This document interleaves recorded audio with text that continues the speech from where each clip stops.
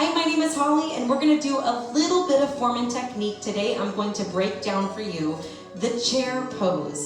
So it's best viewed from the side. So let me show you from the side. And by the way, if you're able to get to a place where you can see yourself in a full body mirror and see yourself from the side, that's the best way to learn this posture.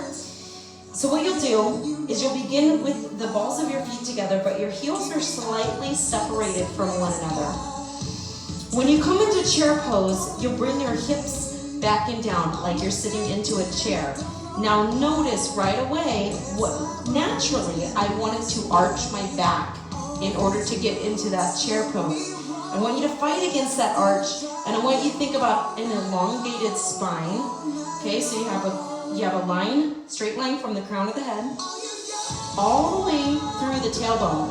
I'm gonna take my hands into prayer posture. So my hands are in prayer, and the main reason for that is because I want to keep that perfect alignment of my spine. All right, so come on up again. Inhale, exhale, bring your hips back into that chair pose again. Your thighs are sealed together, and you're pulling your belly up and toward your spine.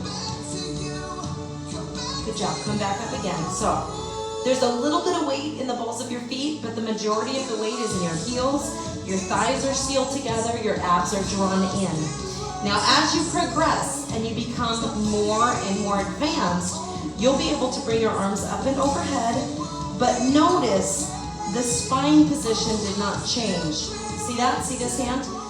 So what happens, or what tends to happen, is when people bring their arms overhead, they'll start to round in order to get their arms up, or they'll just take them out in front and round that upper back.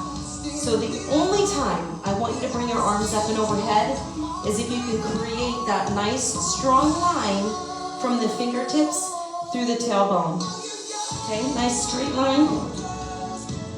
Otherwise, I want you here, and then maybe you can go there for a moment,